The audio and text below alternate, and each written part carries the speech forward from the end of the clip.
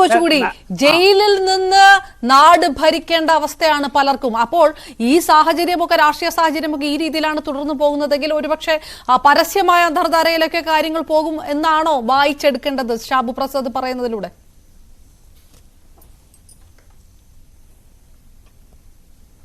അല്ല അപർണ, ഞാൻ ആ ഉത്തരത്തിലേക്ക് വരുന്നതിന് മുൻപ് ഇങ്ങനെയുള്ള ചർച്ചകളിൽ എന്നെ വിളിച്ച് എന്തിനാണ് ഈ എന്നെപ്പോലെ സാധാരണ ഈ ചർച്ചകളൊന്നും ബഹിഷ്കരിക്കാത്ത, അല്ലെങ്കിൽ ഈ ജനം ടി വിയിൽ ഞാൻ പോകാത്തത്, അതെൻ്റെ ഒരു നിലപാടാണ്. ഞാൻ ജനം ടി വിയിൽ എന്നെ വിളിക്കാത്തത് കൊണ്ടല്ല ഞാൻ പോകാത്തത്.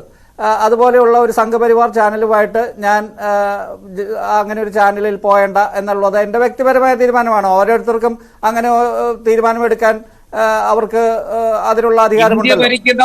ഇതുപോലെ ഉള്ള ഒരു പാനലിന്റെ കൂടെ നമുക്ക് അനാവശ്യമായിട്ടുള്ള ഒരു ടോപ്പിക്കിലേക്ക് കടക്കണ്ടെന്ന് തോന്നുന്നു ആനന്ദ്. അങ്ങനെയല്ല, ഇന്ത്യ മഹാരാജ്യം ആനന്ദ് കൊച്ചുകൂടി പറയാണല്ലോ. ആനന്ദ് കൊച്ചുകൂടി പറയട്ടെ, ആനന്ദിന് പറയാനൊരു സമയം കൊടുക്കട്ടെ. ആനന്ദ് പറഞ്ഞത് അവസാനിപ്പിക്കാം. നമുക്ക് ആ വിഷയത്തിൽ നിന്ന് കഴിവതും ആ വിഷയം അവിടെ അവസാനിപ്പിക്കണം എന്നാണ് എന്റെ ഒരു അഭ്യർത്ഥന.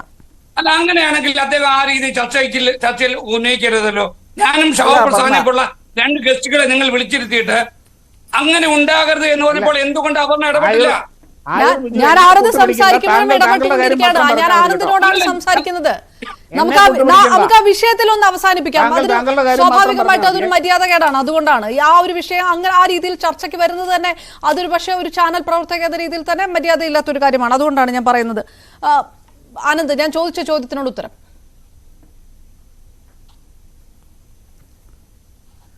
അപർണ, ഈ 2014 തൊട്ട് ഇപ്പോൾ 10 വർഷമായി, ഏകദേശം 500 or 1000 ചർച്ചയിൽ പങ്കെടുത്തിട്ടുള്ള ആളാണ്. ഇതുപോലൊരു അനുഭവം എനിക്ക് ഇതിന് മുൻപ് ഉണ്ടായിട്ടില്ല. ഇങ്ങനെയുള്ള ഒരു ചർച്ചയിൽ എന്തായാലും എനിക്കിനി തുടരാൻ താല്പര്യമില്ല. അത് ഉത്തരമില്ലാത്തത് കൊണ്ടൊന്നുമല്ല. ഇതുപോലെയുള്ള വാക്കുകളൊക്കെ കേൾക്കേണ്ടി വരില്ല. ഞാനൊരു രാഷ്ട്രീയക്കാരനല്ല. എനിക്ക് അങ്ങനെയുള്ള ഒരു ഇങ്ങനെയുള്ള ഒരു ചർച്ചയിൽ ഇരിക്കേണ്ട ഒരു ആവശ്യം എനിക്കില്ല. അപർണ ഇപ്പോൾ വിളിച്ചപ്പോൾ ഞാൻ വന്നത്, ഇപ്പോൾ കഴിഞ്ഞ ദിവസമൊക്കെ ന്യൂസ് 18 വിളിച്ചിട്ട് എനിക്ക് വരാൻ പറ്റിയില്ല. അപ്പോൾ തുടർച്ചയായിട്ട് എങ്ങനെയാണ് എനിക്ക് പറ്റില്ല എന്ന് പറയുന്നതെന്ന് വിചാരിച്ച് വന്നതാണ്. അത് എനിക്ക് ചർച്ചയിൽ പങ്കെടുക്കണമെന്ന് അങ്ങനെ അങ്ങനെ വലിയ താല്പര്യമൊന്നും ഇനിയിപ്പോൾ ബാക്കിയില്ല. ഇനിയിപ്പോൾ ഒരു ചർച്ചയിലും പങ്കെടുത്തില്ലെങ്കിലും എനിക്ക് ഒരു കുഴപ്പമില്ല. ഞാൻ ഇതുപോലെ തന്നെ ജീവിച്ചിരിക്കും. എൻ്റെ തല അല്ലെങ്കിൽ മുഖം, ഫിഗർ TV-യിൽ കാണിക്കണം എന്ന് വിചാരിച്ച് കൊണ്ട് ജീവിക്കുന്ന ഒരാളല്ല. അപ്പൊ അതുകൊണ്ട് ദയവായി അപർണ ഈ ചർച്ചയിൽ നിന്ന് എന്നെ ഒഴിവാക്കുക. ഞാൻ ശ്രീ ഷാബു പ്രസാദിനോട്, അദ്ദേഹത്തിനോട് എനിക്കൊരു ബുദ്ധിമുട്ടുമില്ല, കോൺഗ്രസിന്റെ പാനലിസ്റ്റിനോടുമില്ല. പക്ഷേ ഇങ്ങനെയുള്ള ഒരു ചർച്ചയിൽ ദയവായി അപർണ എന്നെ വിളിക്കരുത്. അത് അപർണ മനസ്സിലാക്കും കരുതുന്നു. ഓക്കെ, ഏതായാലും ആനന്ദ് കൊച്ചുകൂടി ചർച്ചയിൽ നിന്ന് ഇറങ്ങി പോകുന്ന ഒരു സാഹചര്യം കൂടെ വരുമ്പോൾ ചർച്ച നമുക്ക് ചർച്ച അവസാനിപ്പിക്കാമായിരുന്നു. നമുക്ക് ആ സമയം കടക്കുകയും ചെയ്തിരിക്കുന്നു. എന്നോട് ഇടതുപക്ഷത്തോടുള്ള LDF-നോടാണ് അവർക്ക് പ്രശ്നം. ഞങ്ങൾ ഈ കേരള സംസ്ഥാനത്ത് ജനങ്ങളോടൊപ്പം നിൽക്കുന്നു. അവിടെയാണ് അവർക്ക് പ്രശ്നം.